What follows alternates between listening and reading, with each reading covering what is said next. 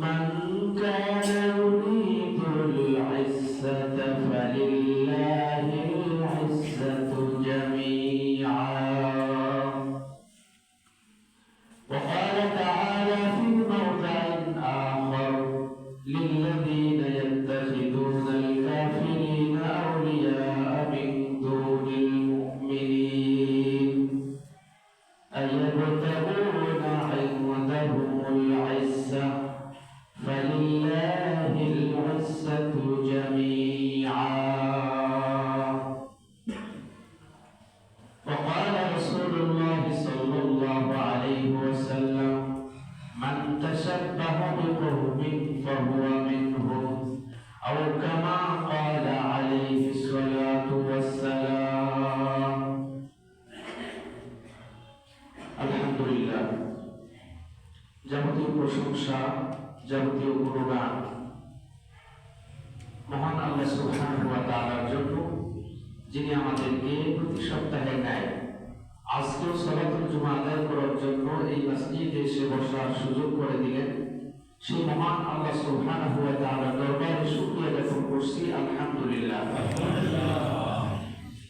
দরুদ ও তাসলিম বর্ষিত হোক বিশ্ব মানবতার মুক্তির দিশারি নবীকুল সম্রাট, কাল কঠিন কিয়ামতের দিনে বিপদের সময় আমাদের পরম বন্ধু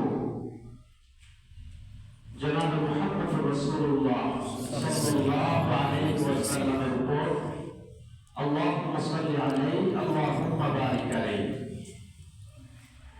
দোয়া করছি আজকে আগত সম্মানিত মুসলিমদের জন্য, এবং যে সমস্ত মামুন এবং যে সমস্ত মুসল্লি আমরা অলরেডি এই মসজিদে এসে বসার সুযোগ পেয়েছি এবং খুতবার শেষ পর্যন্ত এবং নামাজে যারা অংশগ্রহণ করতে পারবো, আল্লাহ আমাদের সকলে আজকের এই সালাতকে, আজকের এই খুতবাকে কাল কঠিন কিয়ামতের দিনে নাজাতের ওসিলা হিসেবে কবুল করে নিন। আল্লাহুম্মা আমিন। উপস্থিতি আমি স্পেশালি আনন্দিত যে দীর্ঘ কয়েক বছর পরে আবারও আপনাদের সামনে এরকম চমৎকার একটি মুহূর্তে জুমার খুতবার উপস্থাপনা আপনাদের সামনে করতে পারছি। এজন্য আল্লাহ পাক রব্বুল আলামিনের দরবারে আমি কৃতজ্ঞতা প্রকাশ করছি। আলহামদুলিল্লাহ। আলহামদুলিল্লাহ। উপস্থিতি, আপনাদের সামনে আজকের এই জুমায় সংক্ষিপ্তভাবে আলোচনা করার চেষ্টা করব সম্মানিত কারা দুনিয়া এবং আখিরাতে আল্লাহ পাক রব্বুল আলামিনের কাছে সম্মানিত। এই বিষয় সম্পর্কে আলোচনা করতে গিয়ে সমকালীন দুটি বিষয় সম্পর্কে আলোচনা আসতে পারে। এক, বিশ্ব ভালোবাসা দিবস, দুই, প্রচলিত শবে বরাত। আল্লাহ সুবহানাহু ওয়া তাআলার কাছে তৌফিক চাচ্ছি নির্ধারিত বিষয়ের উপরে আমাকে আমার আজকের এই খুতবা প্রদান করার তৌফিক দান করুন। আল্লাহুম্মা আমিন। প্রিয় উপস্থিতি, প্রত্যেকটা মানুষ, প্রত্যেকটা মুসলমান তিনটি জিনিসকে ভালোবাসে: এক, সম্পদ; দুই, সন্তান; তিন, ইজ্জত তথা সম্মান। এই তিনটি জিনিসের লোক, এই তিনটি জিনিসের আকাঙ্ক্ষা, এই তিনটি জিনিসের চাহিদা প্রত্যেকটি মানুষের ভিতরেই আছে। এই তিনটি জিনিসের মধ্যে ইজ্জত তথা সম্মান বাকি দুইটি জিনিসের উপরে শ্রেষ্ঠ হিসাবে পৃথিবীর মানুষ অনেকেই মনে করে। এজন্য ইজ্জতকে বাঁচানোর জন্য অনেক সময় মানুষ সম্পদকে কোরবানি দেয়। ইজ্জতকে বাঁচানোর জন্য মানুষ অনেক সময় সম্পদকে কোরবানি দেয়, সন্তানকে কোরবানি দেয়। মানুষ চায় যে কোনো ভাবে তার ইজ্জত এবং সম্মানটা বাঁচুক। তাহলে বোঝা গেল যে ইজ্জত বা সম্মানের প্রতি পৃথিবীর মানুষের একটা দুর্বলতা আছে। ইজ্জত বা সম্মান এটি এমন একটি জিনিস যেটি প্রত্যেকটি মানুষ চায় যে প্রত্যেকটা মানুষ আমাকে সম্মান করুক, প্রত্যেকটা মানুষ আমাকে গুরুত্ব দেয়, প্রত্যেকটা মানুষ আমার মতামতটাকে প্রাধান্য দেয়। গুণটা অর্জন হয় তারা হয় সম্মানিত। এবং পৃথিবীতে এরকম অসংখ্য মানুষ আছে যাদের ভিতরে এই গুণটা আছে। মানুষ তাদেরকে গুরুত্ব দেয়, মানুষ তাদেরকে সম্মান দেয়, মানুষ তাদেরকে মর্যাদা দেয়। তবে এই সম্মান এবং মর্যাদা মানুষের জন্য যথেষ্ট নয়, বরং এই সম্মান এবং মর্যাদার পাশাপাশি কারণ কঠিন কিয়ামতের দিনে যদি আল্লাহ পাক রব্বুল আলামিনের কাছে আপনার আমার একটা গুরুত্ব থাকে, তাহলে সেটি হবে প্রকৃতপক্ষে সম্মান এবং মর্যাদা। সেটি হবে প্রকৃতপক্ষে আপনার এবং আমার সফলতা। প্রিয় উপস্থিতি, দুনিয়াকে সম্মান এবং মর্যাদা পাওয়ার জন্য পৃথিবীর মানুষ বিভিন্ন রকমের উপায় অবলম্বন করে। যে মানুষ আমাকে গুরুত্ব দেয়, মানুষ আমাকে বস মানো, মানুষ আমাকে সম্মান করো, মানুষ সবার আগে আমার মতামতটাকে প্রাধান্য দেয়, এই বিষয়টি মানুষ দুনিয়াতে চায় এবং এটিকে অর্জন করার জন্য যতগুলো পথ এবং পদ্ধতি আছে সমস্ত পথ এবং পদ্ধতি সে পাই দেয়। যেমন এই সম্মান এবং মর্যাদা পাওয়ার জন্য মানুষ সরকারে যাওয়া যায়, এই সরকার দলে যত রকম তোষামত করা দরকার তত রকম তোষামত করে। মানে নিজেকে সরকারি দলে একজন নেতা বা একজন কর্মী যদি সে প্রমাণ করতে পারে তাহলে তার সম্মান বেড়ে যাবে। এই চিন্তা চেষ্টা অনেক মানুষই করে। মানুষ এই সম্মানের মাপকাঠি মনে করে নেয় যে আমি যে কোনো উপায়ে যদি সম্পদ অর্জন করি, আমি যদি সম্পদের মালিক হই, তাহলে মানুষ আমাকে সম্মান এবং শ্রদ্ধা করবে। এবং এই সম্পদ এবং মালকে অর্জন করার জন্য হালাল এবং হারামের বাদ বিচার না করে নিজেকে সম্মানিত প্রমাণিত করার জন্য যে কোনো ভাবেই সে সম্পদ অর্জন করে। অথচ আল্লাহ রাসূল সাল্লাল্লাহু আলাইহি ওয়াসাল্লাম বলেছেন, লা তাযুলু কাদামা ইবনি আদম হাত্তা ইউসআলা আন খামসিন। কিয়ামতের ময়দানে মানুষকে 5টি বিষয়ে জিজ্ঞাসা করা হবে। এই 5টি প্রশ্নের উত্তর না দেওয়া পর্যন্ত সে এক চুল পরিমাণ এদিক সেদিক যেতে পারবে না। তার মধ্য থেকে গুরুত্বপূর্ণ যে বিষয়টি জিজ্ঞাসা করবে, ওয়ান মালিহি, তোমার সম্পদ, মিন আইনা ইকতাসাবাহু ওয়া ফীমা আনফাকাহু, কিভাবে এটিকে অর্জন করেছো এবং কিভাবে এটিকে ব্যয় করেছো। তাহলে সম্মান অর্জন করার জন্য অবৈধভাবে কেউ যদি অর্থ উপার্জন করে তাহলে সেটি হবে কাল কঠিন কিয়ামতের দিনে তার জন্য খুবই ভয়াবহ অবস্থা। প্রিয় উপস্থিতি, সম্মান অর্জনের জন্য যতগুলো পথ আমরা অবলম্বন করি, আল্লাহ বলেছেন এই পথগুলো অবলম্বন না করে বরং সম্মান যে জায়গা থেকে আসে সেই জায়গা থেকেই তোমরা তালাশ করো। আল্লাহ বলেছেন, মান কানা ইউরিদুল ইজ্জাতা ফালিল্লাহিল ইজ্জাতু জামিআ। যদি তোমাদের সম্মান এবং মর্যাদা চাই তাহলে অবশ্যই তোমরা আল্লাহ পাক রব্বুল আলামিনের শরণাপন্ন হও। ফালিল্লাহিল ইজ্জাতু জামিআ, কারণ সেখান থেকে ইজ্জত এবং সম্মান বর্তন হয়। সুবহানাল্লাহ। আপনাকে কোনো পথ অবলম্বন করতে হবে না, একটাই, সেটা হচ্ছে আল্লাহ পাক রব্বুল আলামিন নবী আপনাকে হতে হবে। প্রিয় উপস্থিতি, আমরা সম্মান চাই আল্লাহকে অসম্মানিত করে, আল্লাহকে অসম্মানিত করে আমরা সম্মান চাই। দেখুন কেন এই কথা বললাম। আল্লাহ পাক রব্বুল আলামিন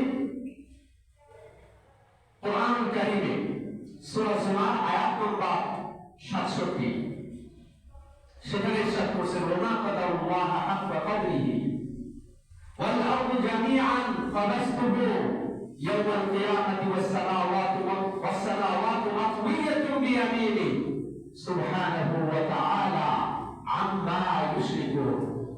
আল্লাহ বলেন, আল্লাহকে যেভাবে সম্মান করা দরকার, আল্লাহকে যথাযোগ্য যেরকম ভাবে মর্যাদা দেওয়া দরকার সেরকম ভাবে তোমরা মর্যাদা দিচ্ছ না। আল্লাহকে যেভাবে সম্মান করা দরকার সেভাবে সম্মান বনি আদম বা মানুষ করছে না। অথচ আল্লাহ হচ্ছেন সেই সত্তা, যেই সত্তার হাতে কাল কঠিন কিয়ামতের দিনে পুরা পৃথিবী থাকবে, তার ডান হাতে থাকবে পুরা পৃথিবী, আসমান জমিন সব কিছু মহান আল্লাহ পাক রব্বুল আলামিনের এই ডান হস্তে থাকবে। এরকম আল্লাহ পাক রব্বুল আলামিন, এরকম পরাক্রমশালী মহান আল্লাহ পাক রব্বুল আলামিনকে যেরকম ভাবে সম্মান এবং মর্যাদা দেওয়া দরকার বনি আদম তথা আমরা সেরকম ভাবে মর্যাদা দিচ্ছি না। মর্যাদা দেওয়া অর্থ আল্লাহর বিধান আমরা মানছি না। আল্লাহর বিধান, আল্লাহ যেরকম ভাবে যে বিধানকে নাযিল করেছেন সেই বিধান আমরা মানছি না। দেখুন আল্লাহর গুরুত্বপূর্ণ একটি বিধান, একটি উদাহরণ দিই, নামাজ, সালাত। এই সালাতটার ব্যাপারে আমরা কে কতটুকু খবর রাখি?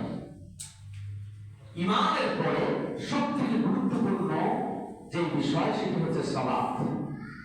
কেন সালাত? কেন সালাত পড়ব? রাসূল বলেছেন আউয়ালু মা ইউহাসাবু বিহিল আবদু ইয়াওমাল কিয়ামাহ, কিয়ামতের দিনে সর্বপ্রথম সালাতের হিসাব হবে। এটা আল্লাহ রাসূল বললেন। কেন সালাত পড়তে হবে? তানতাহি আনিল ফাহশাই ওয়াল মুনকার, এই সালাত আপনাকে অশ্লীলতা থেকে বিরত রাখবে, অন্যায় অপকর্ম থেকে বিরত রাখবে, হারাম বর্জন থেকে বিরত রাখবে, আপনাকে কোন রকমের অশ্লীলতা করতে দিবে না। এজন্য আল্লাহ নাযিল করেছেন সালাত। কেন সালাত সময় মতো পড়তে হবে? রাসূল বলেছেন আহাব্বুল আমালি ইলাল্লাহ, নির্ধারিত সময়ে যথাসময়ে সালাতকে আদায় করা এটি হচ্ছে আল্লাহর কাছে সবথেকে প্রিয় আমল। আল্লাহ পাক রব্বুল আলামিন বলেছেন ইন্নাস সালাতা কানাত আলাল মুমিনিনা কিতাবান মাওকুতা, নিশ্চয় ফরজ করা হয়েছে মুমিনদের উপরে এই সালাতকে নির্ধারিত সময়ের মধ্যে।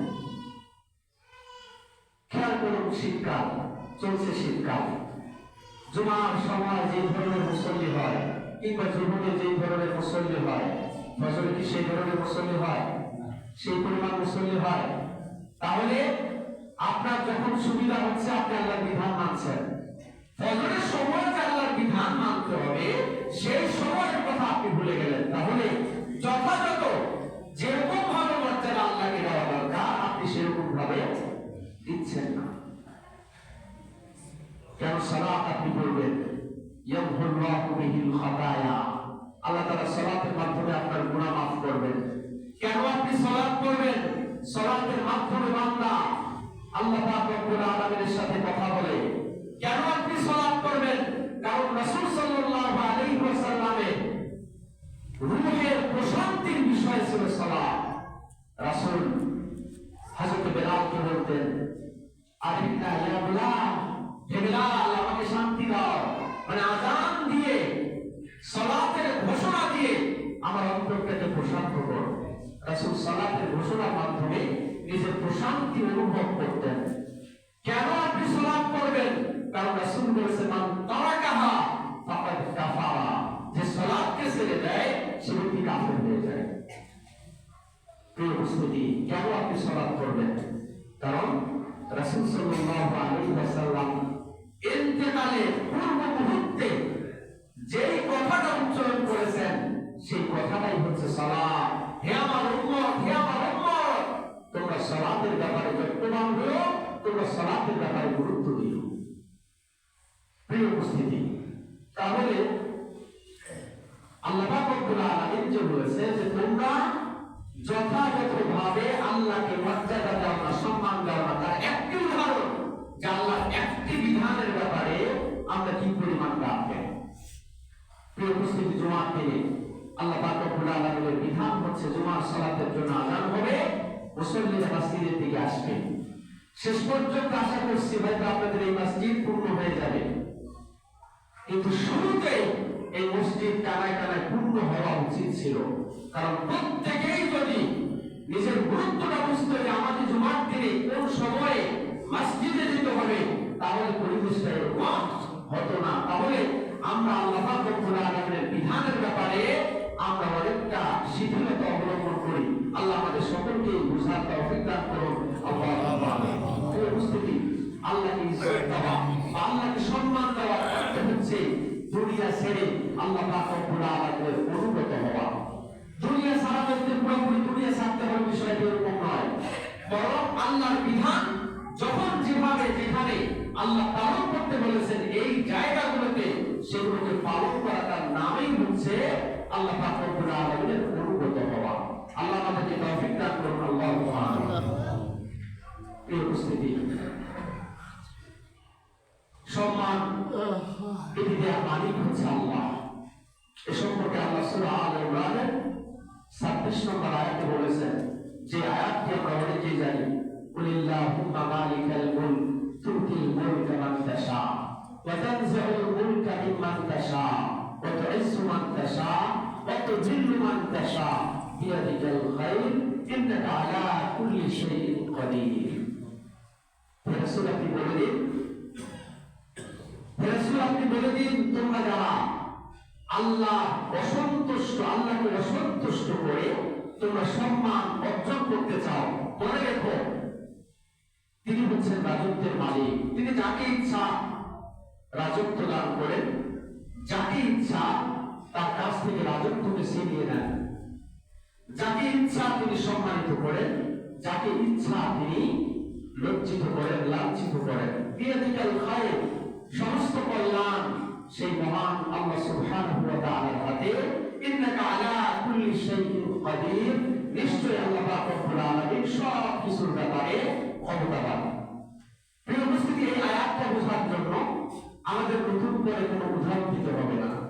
কারণ বাংলাদেশের যে পরিস্থিতি 2024 জুলাই এবং অগস্টের যে গণঅভ্যুত্থান আমরা দেখেছি, যেই পরিস্থিতি আমরা দেখেছি, সেই পরিস্থিতি দেখে আমাদেরকে নতুন করে উদাহরণ দিতে হবে না যে কিভাবে আল্লাহ পাক রব্বুল আলামিন মানুষকে লজ্জিত, লাঞ্ছিত, অপদস্থ করে, কিভাবে আল্লাহ পাক রব্বুল আলামিন লাঞ্ছিত, বঞ্চিত মানুষদেরকে আবার সম্মানের জায়গায় বসাতে পারে।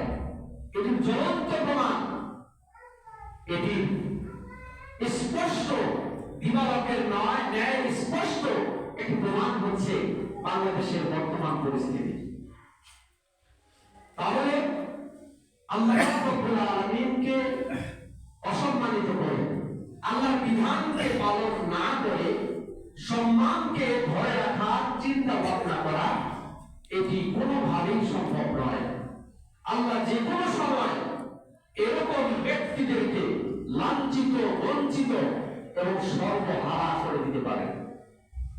এজন্য প্রত্যেকটা সময় আল্লাহ আনুগত্যের ভিতরেই আমাদেরকে সম্মান খুঁজতে হবে। আল্লাহ রাব্বুল আলামিনের বিধান পালনের মাধ্যমে আমাদেরকে সম্মান খুঁজতে হবে। এবং আমরা আজকে এই সম্মানের মাত্রাটি মনে করে নেই যে আপনার আমার সন্তান যদি আমেরিকা চলে যায়, কিংবা ইউরোপ চলে যায়, কিংবা মিডল ইস্টের কোনো কান্ট্রি, কোনো দেশে যদি চলে যায়, আমরা মনে করি যে আমি সম্মানিত হয়েছি, এলাকার মধ্যে আমার দাম আছে। মানুষ মনে করবে যে অমুকের ছেলে আমেরিকা গেছে, অমুকের ছেলে লন্ডন গেছে। আমরা এরকম মনে করি, মানে ইংরেজদের বা ওই পাশ্চাত্য সভ্যতার গোলামি, এটি আমরা মনে করি যে এটি আমাদের জন্য সম্মানের। প্রিয় উপস্থিতি, এরকম একটি পরিস্থিতি তৈরি হয়েছিল মক্কায়। নতুন নবমুসলিমরা রাসূল সাল্লাল্লাহু আলাইহি ওয়াসাল্লামের হাতে মুসলিম হওয়া সাধারণ কিছু মানুষ যখন তারা দেখলো যে মক্কার কাফের এবং মুশরিকদের সম্মান এবং মর্যাদা অনেক বেশি, তখন তাদের সাথে এক ধরনের সম্পর্ক স্থাপন করা তখন তারা শুরু করে দিল। আল্লাহ পাক রব্বুল আলামিন সঙ্গে সঙ্গে আয়াত অবতীর্ণ করে দিলেন, লিল্লাযীনা ইয়াত্তাখিযুনাল কাফিরিনা আউলিয়া মিন দুনিল মুমিনিন আয়াবতাগুনা ইনদাহুমুল ইজ্জা ফালিল্লাহি যে আমরা যদি কাফেরদের সাথে সম্পর্ক স্থাপন করি তাদের মতো আমাদের একটা সম্মান এবং মর্যাদা বৃদ্ধি পাবে। রোম, পারস্য এবং তৎকালীন সময় সুপার পাওয়ার রাষ্ট্র যারা ছিল তাদের সাথে আমাদের সম্পর্ক মজবুত হবে। সঙ্গে সঙ্গে আল্লাহ পাক রব্বুল আলামিন আয়াত অবতীর্ণ করে দিলেন, যারা কাফেরদেরকে বন্ধু হিসাবে গ্রহণ করে মুমিন ব্যতীত, কেন আয়াবতাগুনা ইনদাহুমুল ইজ্জা, তারা সম্মানিত হতে চায়, তাদের কাছ থেকে সম্মান চায়। হে রাসূল, আপনি তাদেরকে জানিয়ে দিন ফালিল্লাহিল ইজ্জাতু জামিআ, নিঃসন্দেহে ইজ্জত এবং সম্মানের মালিক মহান আল্লাহ সুবহানাহু ওয়া তাআলা। সঙ্গে সঙ্গে আয়াত অবতীর্ণ করে দিলেন। প্রিয় মুসলিম, আজকে বাংলাদেশ একটি দিবস পালন করছে, যেটিকে যুবক ভাইরা খুব ভালোই জানে। আমাদের মধ্যে যারা যুবক শ্রেণীর মানুষ তারা ভালোই জানে যে আজকের দিনটাকে বলা হয় বিশ্ব ভালোবাসা দিবস। এটি ইসলামিক কোন সংস্কৃতি নয়, এটি মুসলিমদের কোন কৃষ্টি কালচার নয়, এটি মুসলিমদের কোন তাহজিব এবং তামাদ্দুন নয়। এটি হচ্ছে ইংরেজ এবং অমুসলিম এবং যারা ইসলাম বিরোধী শক্তি এই তাদের আবিষ্কৃত এবং যুব সম্প্রদায়কে নষ্ট করার জন্য এরকম দিবসের আবিষ্কার করেছে। প্রিয় উপস্থিতি, আমরা যখন এই বিশ্ব ভালোবাসা দিবস নিয়ে ব্যস্ত, তখন এই মুসলিমদের উপরে গণহত্যা চালাচ্ছে এই অমুসলিমরা। আপনারা জানেন ফিলিস্তিনের গাজায় সেই ফুটফুটে সন্তানদের উপর তারা বোম্বিং করছে, তারা গুলি করছে, তারা রক্তাক্ত করছে। পৃথিবীর ইতিহাস থেকে এই মুসলিমদেরকে মিটিয়ে দেওয়ার জন্য তার যাবতীয় কাজ তারা করছে। অথচ সেই অমুসলিমদের কৃষ্টি কালচার এবং তাহজিব তামাদ্দুনকে গ্রহণ করার জন্য এক শ্রেণীর মুসলিমরা আমরা ঐক্যতে বসে আছি। কখন তারা একটা জিনিসকে ডেলিভারি দিবে আর সেই জিনিসটাকে আমরা ঘটা করে পালন করব। অথচ রাসূল সাল্লাল্লাহু আলাইহি ওয়াসাল্লাম বলেছেন, তাশাব্বাহা বিকওমিন ফাহুয়া মিনহুম, যে যেই দেশের যেই জাতির সংস্কৃতিকে পালন করবে, ফলো করবে, কিয়ামতের ময়দানে তাদের হাসরটা ওই ব্যক্তিদের সাথেই হবে। এখন বলুন, আপনি কি চান ইহুদি, খ্রিস্টান এবং অমুসলিমদের সাথে আমাদের হাসর হোক, আমাদের বিচারটা তাদের সাথে হোক? এটিকে আমরা চাই? আমরা চাই না। তাহলে আমাদেরকে সতর্ক থাকতে হবে। অমুসলিমদের প্রত্যেকটা সংস্কৃতি, কৃষ্টি কালচার এবং তাদের আচার এবং অনুষ্ঠান সব কিছু থেকে মুসলিমদেরকে পবিত্র থাকতে হবে। আল্লাহ আমাদের সকলকে তৌফিক দান করুন। আল্লাহুম্মা আমিন। এই বিশ্ব ভালোবাসা দিবস, এটি ভালোবাসার মনকে বেবিচার, সারা পৃথিবীতে বেবিচার ছড়িয়ে দেওয়া একটি দিনকে আবিষ্কার করেছে এই বিশ্ব ভালোবাসা দিবস। তাহলে এক কথাই আমরা বলতে পারি যে ভালোবাসার মনকে এই বেবিচার সারা পৃথিবীতে ছড়িয়ে দেওয়ার জন্য তারা পায়তারা করছে। আমরা জানি একটি জাতিকে ধ্বংস করতে হলে সেই জাতির যুবকদেরকে ধ্বংস করে দিতে হবে। কোন জাতিকে যদি আপনি ধ্বংস করতে চান তাহলে সেই জাতির যুবকদেরকে ধ্বংস করে দিতে হবে। আর কোন জাতিকে, কোন যুবক সম্প্রদায়কে যদি ধ্বংস করতে হয় তাহলে অবশ্যই সেই যুবকদের নৈতিক এবং চারিত্রিক অবক্ষয় আপনি যদি ঘটাতে পারেন তাহলে আপনার জন্য সেই জাতির যুবক সম্প্রদায়কে ধ্বংস করা সম্ভব হবে। ইহুদি এবং খ্রিস্টানরা সেই লক্ষ্যেই কাজ করে যাচ্ছে। সুতরাং তাদের এই ভাবে পা দেয়া থেকে আমাদেরকে বিরত থাকতে হবে। আল্লাহ আমাদের সকলকে তৌফিক দান করুন। আল্লাহুম্মা আমিন।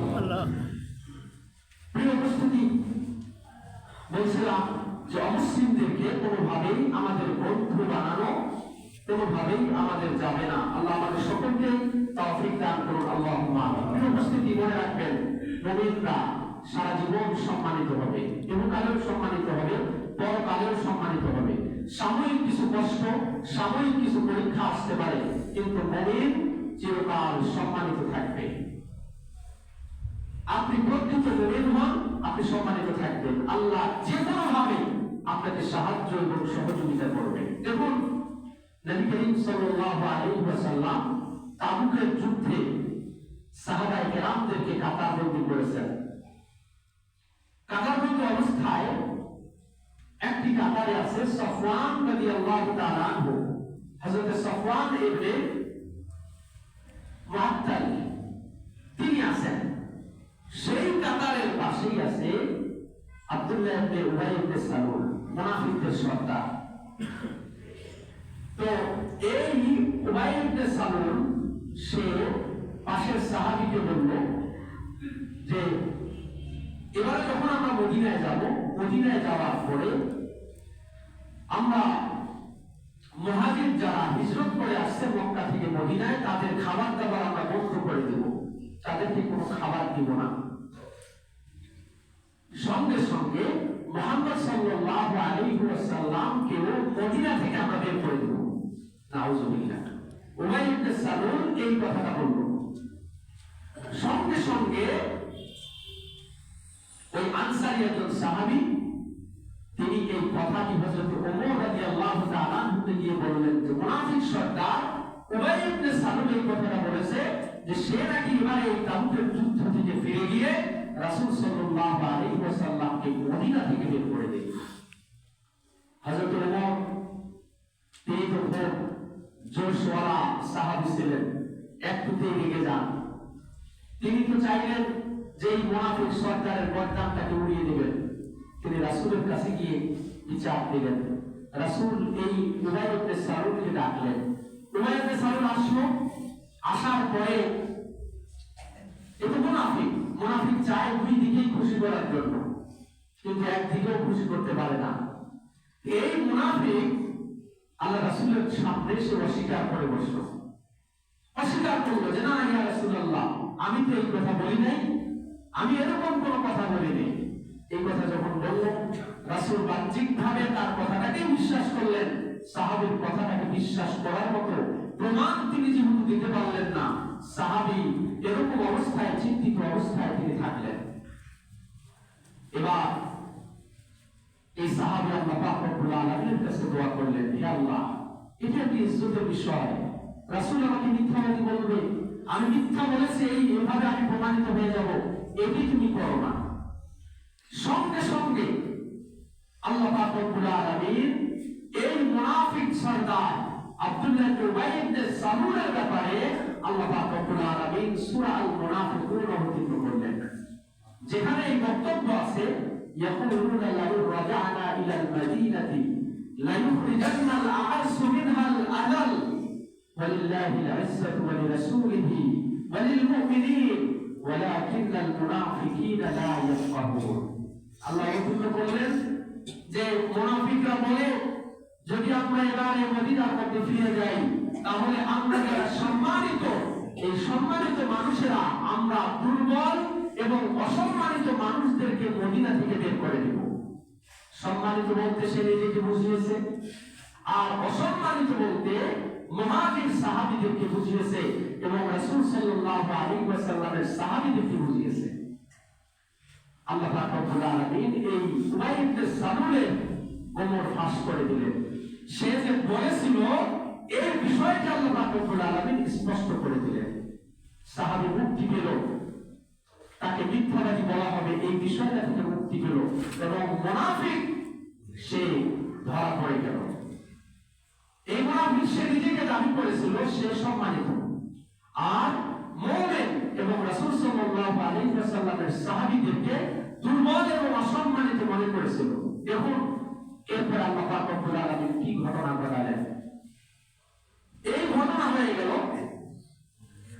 এবারে এই আব্দুল্লাহ ইবনে উবাই ইবনে সালুলের সন্তান, উবাই ইবনে সালুলের সন্তান মক্কায় ফিরে, তাবুকের যুদ্ধ থেকে মক্কায় ফিরে মদিনার প্রবেশদ্বারে তরবারি নিয়ে দাঁড়িয়ে আছে, তরবারি নিয়ে দাঁড়িয়ে আছে এবং সে ঘোষণা দিচ্ছে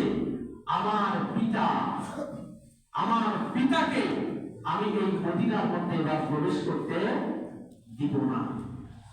কারণ সে রাসূল সাল্লাল্লাহু আলাইহি ওয়াসাল্লামকে অপমানিত করার চেষ্টা করেছে। আমি তাকে এই মদিনার ভিতরে প্রবেশ করতে দিব না। তরবারি নিয়ে তিনি দাঁড়িয়ে গেলেন। উপস্থিতি এখান থেকে শিক্ষা কি?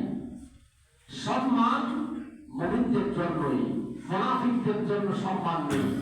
আপনি যত সম্মানিতই হন না কেন, আল্লাহ পাক রব্বুল আলামিন আপনাকে অপমানিত করতে চাইলে আপনাকে আপনার বাড়ি দিয়ে অপমানিত করে ছাড়বেন। নিজের সন্তানের কাছে আব্দুল্লাহ ইবনে উবাই ইবনে সালুল সে অপমানিত হলো।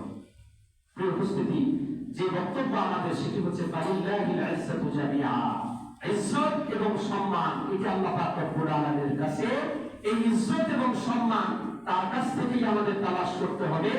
অন্য কারো কাছ থেকে কিংবা আল্লাহর বিধানকে বাদ দিয়ে যদি আমরা সম্মানিত হতে চাই তাহলে সেটি কোনোভাবেই সম্ভব হবে না। আল্লাহ আমাদের বোঝার তৌফিক দান করুন। প্রিয় উপস্থিতি, এই ইজ্জত এবং সম্মান অর্জন করা কিছু আমল আছে, যে আমলটা আপনি করলে আপনি ইজ্জত এবং সম্মানওয়ালা হয়ে যাবেন। তার মধ্য থেকে প্রথম যে বিষয়টি সেটি হচ্ছে কোরআনের মাধ্যমে মানুষ সম্মানিত হয়। কোরআনের সাথে সম্পর্ক বৃদ্ধি করলে মানুষ সম্মানিত হয়। হযরত ওমর রাদিয়াল্লাহু তাআলা আনহু এই বিষয়টি বলেছেন, ইন্নাল্লাহা ইয়ারফাউ বিহাদাল কিতাবি আকওয়ামান ওয়া ইয়াদাউ বিহি আখারিন। এই কোরআনের মাধ্যমে, এই কিতাবুল্লাহর মাধ্যমে আল্লাহ একটি জাতিকে সম্মানিত করেছেন, আরেকটি জাতিকে অপমানিত করেছেন। কারা সম্মানিত হলো? রাসূল সাল্লাল্লাহু আলাইহি ওয়াসাল্লামের সাহাবী।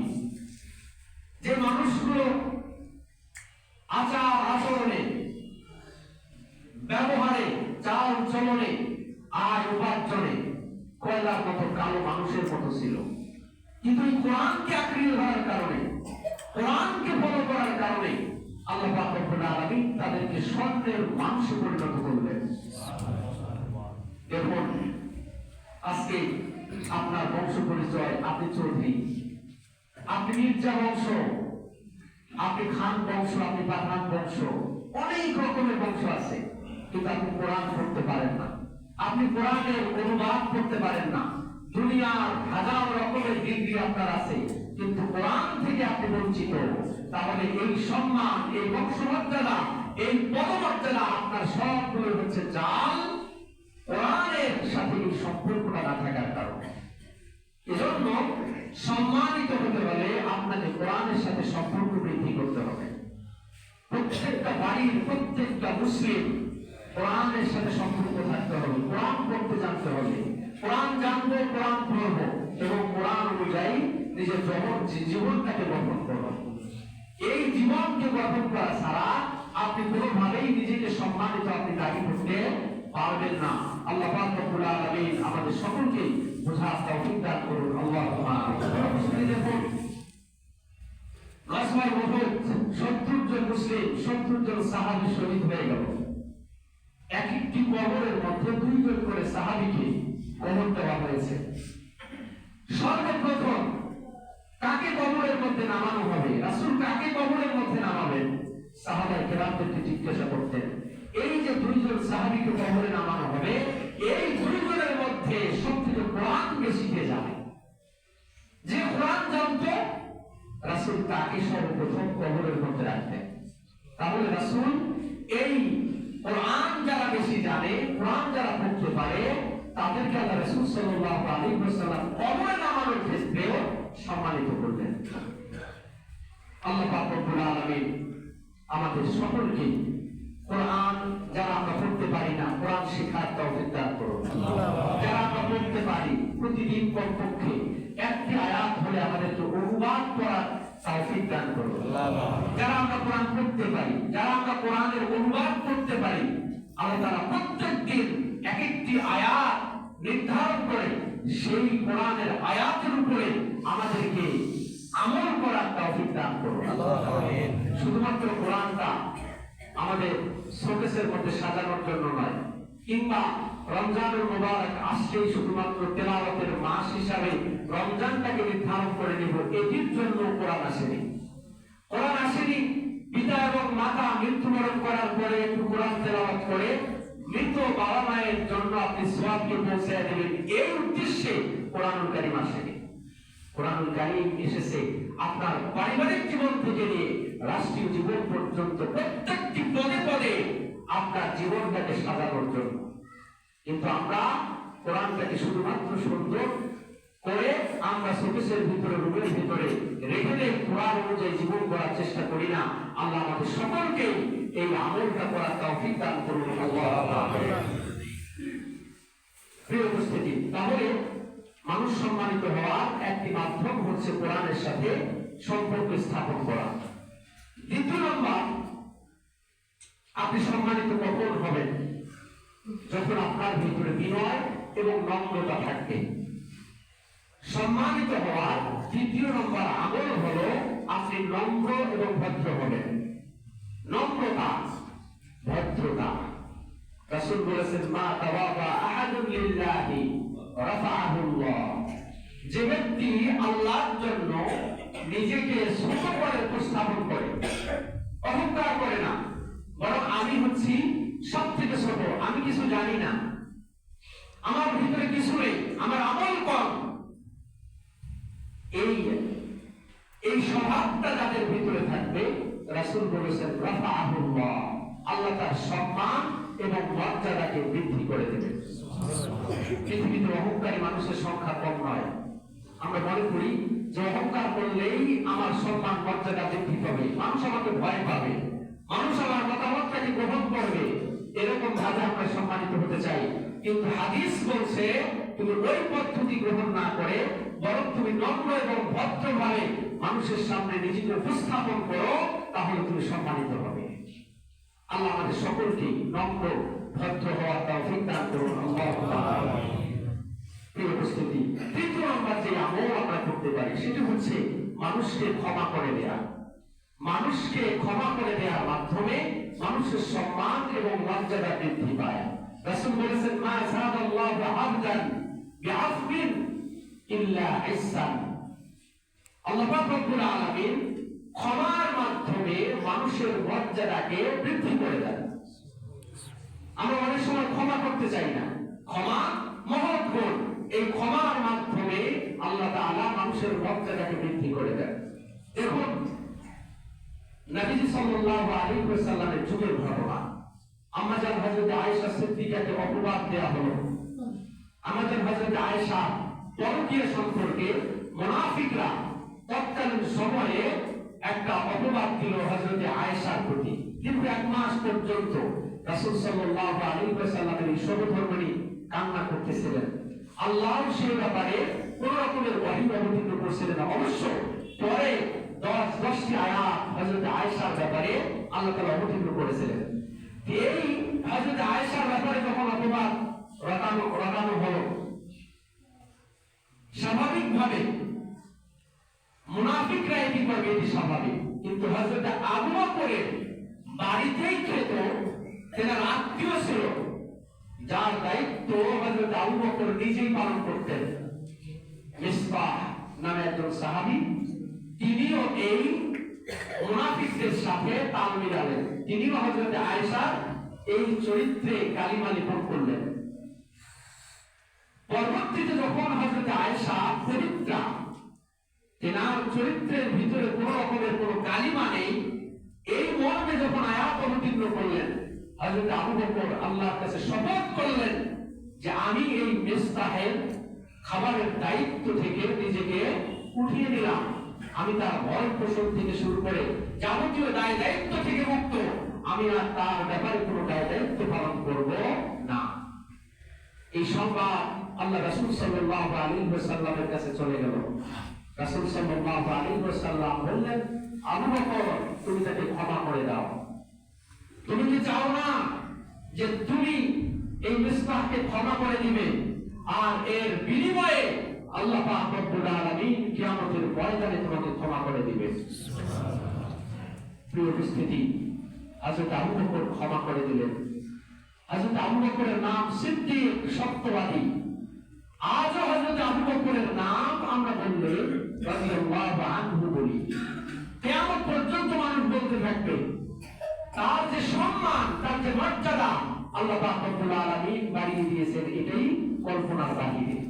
সম্মান এবং মর্যাদা যদি পেতে হয় তাহলে এই ক্ষমার মতো এই মহৎ গুণ আমাদেরকে অর্জন করতে হবে। তাহলে আল্লাহ পাক রব্বুল আলামিন এটি আমাদের জন্য বাড়িয়ে দেবেন, এই সম্মান এবং মর্যাদা আমাদের জন্য বাড়িয়ে দেবেন। প্রিয় উপস্থিতি, আমরা অহংকার করি, আমরা হিংসা করি, আমরা অহংকার করি, আমরা হিংসা করি, আমরা ক্ষমা করতে চাই না। এগুলো মুমিনের ভিতরে, এই বদ অভ্যাসগুলো মুমিনের ভিতরে থাকবে না। প্রিয় উপস্থিতি, প্রসঙ্গ করি, আজকে এরা যেটি বাংলাদেশ সহ আমাদের এশিয়া মহাদেশে শবে বরাত নামে প্রচলিত।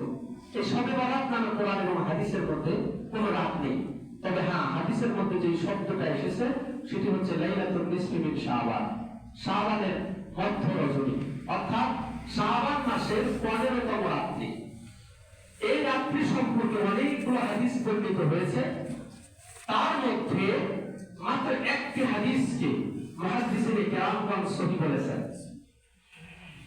সেই হাদিসের ভিতরে সহিহ যে বর্ণনাটি, সেই বর্ণনা হচ্ছে যে এই শাবানের মধ্য রজনীতে আল্লাহ পাক রব্বুল আলামিন পৃথিবীর আকাশে উদিত হন এবং তিনি সকলকেই ক্ষমা করেন, সকলকেই ক্ষমা করেন।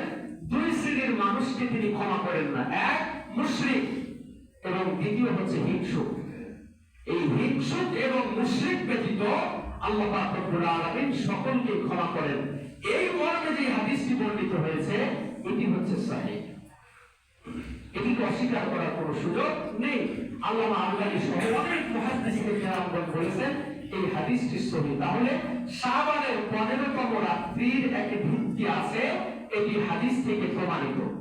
তবে এটির জন্য নতুন কোন ইবাদত, নতুন কোন আমল, নতুন কোন কাজ আল্লাহ রাসূল, সাহাবায়ে কেরাম, তাবে তাবিঈন কারো থেকে কোন রকমের প্রমাণিত নয়।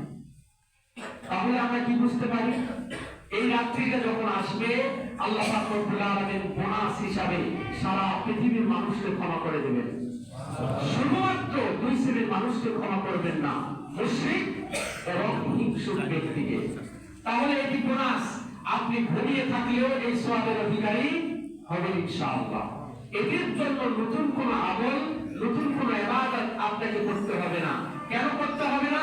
এ সম্পর্কে যতগুলো হাদিস বর্ণিত হয়েছে কোনটা হচ্ছে যায়েদ এবং কোনটা হচ্ছে জাল। সুতরাং এই রাত্রিকে কেন্দ্র করে নতুন কোন ইবাদতের সাথে আমাদের কোনোভাবে সম্পৃক্ত হওয়া যাবে না। তবে হ্যাঁ, আপনি যদি ধারাবাহিকভাবে অন্য দিনের মধ্যে অন্য রাত্রিতেও তাহাজ্জুদ পড়তেন, এই রাত্রিতেও তাহাজ্জুদ পড়তে কোনো দোষ নেই।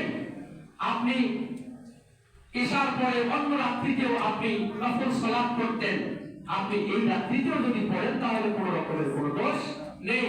আপনি যদি অন্য রাত্রিতেও কোরআনুল কারীম তেলাওয়াত করতেন আর এই রাত্রিতেও যদি পড়েন তাহলে কোনো রকমের কোনো দোষ নেই। শুধুমাত্র এই রাত্রিকে কেন্দ্র করে আপনি যদি কোনো ইবাদতের সাথে সম্পৃক্ত হন তাহলে সেটি হবে বিদআত, সেটি আমাদেরকে পরিত্যাগ করতে হবে এবং এই ধরনের কাজ কর্ম থেকে আমাদেরকে বিরত থাকতে হবে। আল্লাহ আমাদের সকলকে বুঝার তৌফিক দান করুন। সকলে বলে আল্লাহ। আশা করছি বিষয়টা আপনাদের কাছে স্পষ্ট। মূল বক্তব্য হচ্ছে যে এই রাত্রির একটি ফজিলত আছে যেটি আমরা সকলেই পেয়ে যাবো আল্লাহ যদি ইচ্ছা করেন। আল্লাহ আমাদেরকে সেই ভাগীদার করুন। আল্লাহুম্মা আমিন। নতুন করে কোনো ইবাদত করতে হবে না, না সিয়াম, না রাত্রি জাগরণ, না কোনো ধরনের তেলাওয়াত, না কোনো ধরনের আলাদা সালাত। আল্লাহ আমাদেরকে এ থেকে বিরত রাখুন। আল্লাহুম্মা আমিন। প্রিয় উপস্থিতি, বলতেছিলাম যে হিংসা, অহংকার এগুলো হচ্ছে খুবই খারাপ অভ্যাস, এগুলো থেকে বিরত থাকতে হবে। আল্লাহ আমাদের সকলকে বোঝার তৌফিক দান করুন। আল্লাহুম্মা আমিন। ক্ষমা মানুষকে কি পরিমাণ করব? রাসূল তো বলেছেন ফি কুল্লি ইয়াউমিন ৭০ মাররাতান। প্রত্যেক দিন আপনার অধীনে যে সমস্ত কর্মচারী আছে তারা যদি ভুল করে আপনি চাইলে তাকে ৭০ বার আপনি তাকে ক্ষমা করবেন। কি পরিমাণ ক্ষমা গুরুত্ব আল্লাহ রাসূল সাল্লাল্লাহু আলাইহি ওয়াসাল্লাম আমাদেরকে দিয়েছেন। আল্লাহ আমাদের সকলকে বোঝার তৌফিক দান করুন। আল্লাহুম্মা আমিন। এরপরে হচ্ছে আমরা যদি সম্মানিত হতে চাই তাহলে রাতের সালাত, তাহাজ্জুদের সালাত, এই সালাতটাকে রাসূল গুরুত্ব দিয়েছেন। হযরত জিবরিল রাসূলের কাছে আসতেন এবং বারবার একটা কথা বলতেন, ওয়ালা আন্না শারাফাল মুমিনি কিয়ামুহু বিল-লাইল। জেনে রাখবেন হে রাসূল, একজন মানুষের সম্মান দুনিয়াতে এবং আখিরাতে এটি নির্ভর করবে কিয়ামুহু বিল-লাইল, রাতের সালাতের উপরে। যে যত বেশি রাতে তাহাজ্জুদের সালাত আদায় করতে পারবে, যে যত বেশি আল্লাহর কাছে কান্নাকাটি করতে পারবে, কিয়ামতের ময়দানে আল্লাহ পাক রব্বুল আলামিন তার সম্মান এবং মর্যাদা তত গুণ বৃদ্ধি করে দিবেন। প্রিয় উপস্থিতি, এই ক্ষেত্রে আমরা অনেকটাই পিছিয়ে। আমরা 5 ওয়াক্ত ফরজ সালাতই করতে চাই না, জুমার দিনে নির্ধারিত সময় মসজিদের মধ্যে আসতে চাই না, আর রাতের সালাত তো দূরের কথা। রাতের সালাত তো দূরের কথা, ফজরের সালাতটার মধ্যেই আসতে চাই না। তাহলে আপনার আমার সম্মান এবং মর্যাদা কোথায় আসবে? এজন্য একজন মনীষী বলেছেন, যতদিন পর্যন্ত জোহরের সালাত কিংবা মাগরিবের সালাতে যে ধরনের মুসল্লি হয়, ফজরের সালাতে যতদিন পর্যন্ত সেই পরিমাণ মুসল্লি হবে না, ততদিন পর্যন্ত মুসলিমরা লাঞ্ছিত এবং বঞ্চিতই থাকবে। আমাদের দেশের চিত্রটাও তাই। সারা পৃথিবীতে আপনি দেখুন, মুসলিমরা লাঞ্ছিত বঞ্চিত কেন? মুসলিমদের ভিতরে এই ফজরের সালাতের ভিতরে আসার প্রবণতাটা অনেকাংশেই কম। আমাদের অনেক রকমের ওজোর আছে। আমরা রাতে দেরিতে ঘুমাই, দেরিতে ঘুমাই, যার কারণে ফজরে উঠতে পারি না। দেরিতে কেন ঘুমাই? দোকানের মধ্যে আড্ডা দিই। দেরিতে কেন ঘুমাই? রাতে টেলিভিশনের মধ্যে টক শো দেখি। দেরিতে কেন ঘুমাই? বিভিন্ন রকমের গল্প গুজবে আমরা মুক্ত হই। অথচ কথা আছে, লা সামারা বা'দাল ইশা। রাসূল বলেছেন, ইশা হয়ে গেছে, ইশার আগে তুমি যদি খাওয়া দাওয়া করে থাকো, ইশার সালাতের পরে তুমি ঘুমিয়ে যাও, রাতের শেষ দিকে দাঁড়াও। আমরা কি করি? সারা রাত ধরে ব্যবসা করি, আর সকালবেলা আবার সকাল 10টা-11টা পর্যন্ত ঘুমাই। অথচ পুরোপুরি এটি হচ্ছে হাদিস বিরোধী। আল্লাহ রাসূল সাল্লাল্লাহু আলাইহি ওয়াসাল্লাম বলেছেন, আল্লাহুম্মা বারিক লি উম্মতি ফি বুকুরিহা। হে আল্লাহ, আপনি আমার উম্মতের সকাল বেলার মধ্যে বরকত দান করেন। এটি আল্লাহ রাসূল দোয়া করেছেন। আপনি ফজর পরে ক্ষেত খামারে চলে যান, বরকত হবে। ফজর পরে আপনি আপনার দোকান, ব্যবসা, বাণিজ্য আপনি চালু করেন, আপনার বরকত হবে। কিন্তু এই বরকতের সময়টা আপনি ঘুমিয়ে কাটালেন, আর যে সময় আল্লাহ রাসূল বলেছেন যে আপনি ঘুমান, সেই সময় আপনি জেগে থাকবেন। তাহলে আপনার আমার অবনতি হবে না, সেটি উন্নতি হবে? অবনতি হবে। আসুন আল্লাহ পাক রব্বুল আলামিন আমাদেরকে এই কথাগুলো বোঝার তৌফিক দান করুন। আল্লাহু তাআলা। এই উপস্থিতি আমি আবারও আল্লাহর কাছে কৃতজ্ঞতা প্রকাশ করছি যে দীর্ঘদিন পরে আবারও আপনাদের সামনে এরকম একটি প্রজ্ঞ উপস্থাপন করার সুযোগ পেলাম। আল্লাহ আমাদের সকলকেই এই কথাগুলোর উপর আমল করার তৌফিক দান করুন। আল্লাহু তাআলা। যোগাযোগ করেছেন আমাদের সাথে আমাদের প্রিয় সাকিবুল ইসলাম সাকিব। সে অত্যন্ত আলেম প্রিয় এবং বিভিন্ন সময় যোগাযোগ রাখে। আমাদের সকলকে এরকম আলেমদেরকে মুহাব্বত করার তৌফিক দান করুন। আল্লাহু তাআলা। সেই সাথে দোয়া করছি আমাদের সকলকে আল্লাহ সুবহানাহু ওয়া তাআলা ইসলাম মেনে চলার তৌফিক দান করুন। আল্লাহু তাআলা। দোয়া করছি আজকে এই জামাতে সম্মানিত মুরব্বিয়ানে কেরামের জন্য আল্লাহ পাক রব্বুল আলামিন সকলকে সুস্থতার সাথে নেক হায়াত দান করুন। মসজিদ এবং মাদ্রাসা যারা পরিচালনা করছে, আল্লাহ তাআলা সকলকে কবুল করে নিন। মসজিদ মাদ্রাসায় যারা দান করেন, সকলের দানকে আল্লাহ সুবহানাহু ওয়া তাআলা কবুল করে নিন। বারাকাল্লাহু লানা ওয়া লাকুম ফিল কুরআনিল আযীম ওয়া নাফা'নি ওয়া ইয়্যাকুম বিল আয়াতি ওয়াল যিকরিল হাকীম। আকুলু কওলি